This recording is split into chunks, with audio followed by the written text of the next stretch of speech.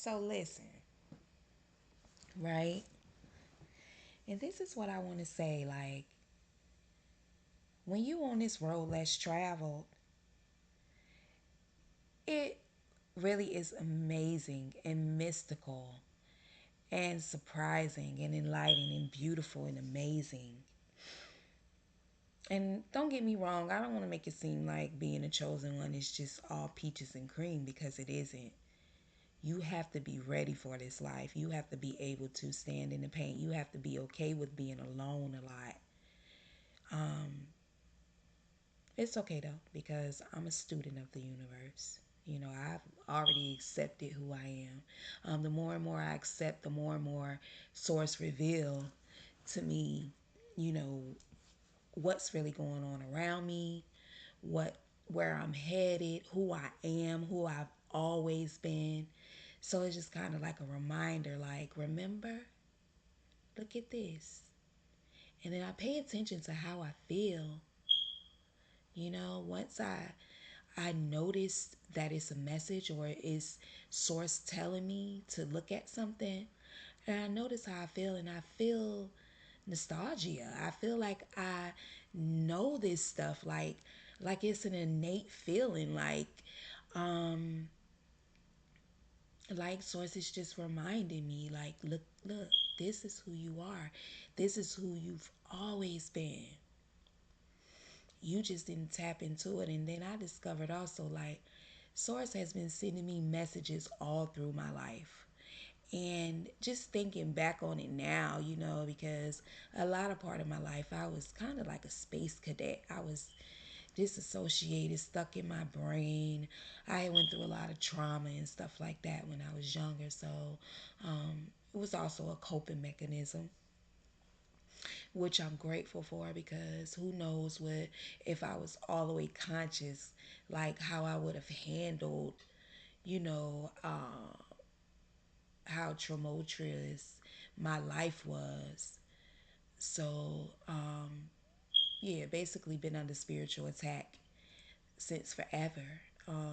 Source has been sending me messages of, which way to go, and who I am.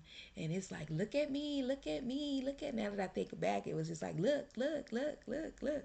And I was just bypassing everything. But, since I accepted and I answered the call, Source has gradually been just, I don't know, my discernment is through the roof. And I'm so grateful for that gift of discernment, because I wasn't tapped into it. Like I said, a lot of part of my life. So I ran into traps, fell in the trap, was surrounded by enemies, was behind enemy lines because I wasn't being aware, because I wasn't aware, because I wasn't privy to what game this was that was being played. I didn't understand that life was chess and sometimes poker. So, but yet and still, Source was always there for me and always made sure that I was okay. Always made sure that I was A-okay. I was great. I was protected, divinely protected, always.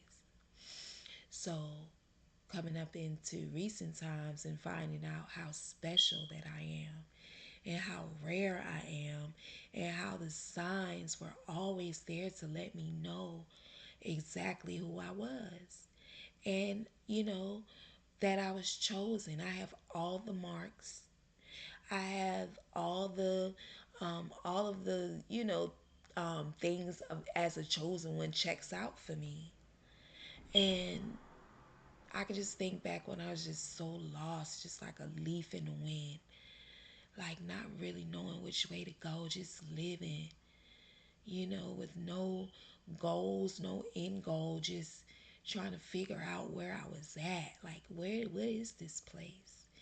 I used to always ask myself that. What am I here for?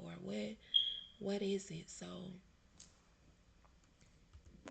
now that I'm at a point where I'm understanding life and source in myself even more. It's like, wow, I can really see the hate in people. I can really see that they dislike me, you know. I can really see, and it's different because I understand why now. Before I couldn't understand. I just thought that I was a misfit, or up until recent times I thought I was a misfit. I thought that, I just was just damaged goods, and not knowing that I was destined for greatness, not knowing that I was chosen for this life. And it's just the spiritual attacks have just been coming. And it's always came from the people closest to me. So it's not really surprising. I just guess that I'm more disappointed in myself a little bit, not too much. I'm not too hard on myself these days. Just a little that I didn't handle a certain situation with an envious person that had always been envious of me. They showed me before that they were envious, and I got away from them. So they came back years later, and I allowed them to come back into my life. And no, I didn't allow them to get back into the same position, not right off. You know, it took about a year for me to actually physically let this person see me. So once I let them see me, because they were so pressed about seeing me, right? So I went on ahead because, I was threatened with a good time. They was talking about going all out in nature, going on a nature trail, nature walk. So that's right up my alley. I love that. That's me. And so I went. And it was hateration. As soon as I got there, it was hateration. I could feel it in the air. I'm like, why? Like, why every time do you have to be hating? Like, grow up. Like, get yourself together. Love on yourself, and then you won't have time to be worried about the next person. You won't have time to be envious because you're going to love you so much, nothing else going to matter. Excuse me, no one else is going to matter. And so it's like, God, mind your business. Mind the business that pays you or keep you busy or whatever the case may be. Okay, so here's the rundown, right? I have two younger sisters, half sisters, that's from my mother.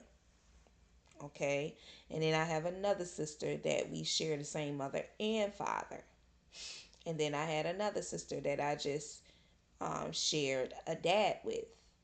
And then I had five brothers that I shared a dad with. Okay, so the two younger sisters, because out of my dad kids, I'm the youngest. Out of my mom kids, I'm the second to the oldest. And me and my oldest sister, we have two younger sisters. So, we share the same mom. And so when me and my sister was younger, my oldest sister was younger, we were together because we had the same mom and dad. And basically, we got sent off to live in another state with our grandmother. And she raised us, up until she passed away. So we ended up coming back down to Florida, where we're originally from.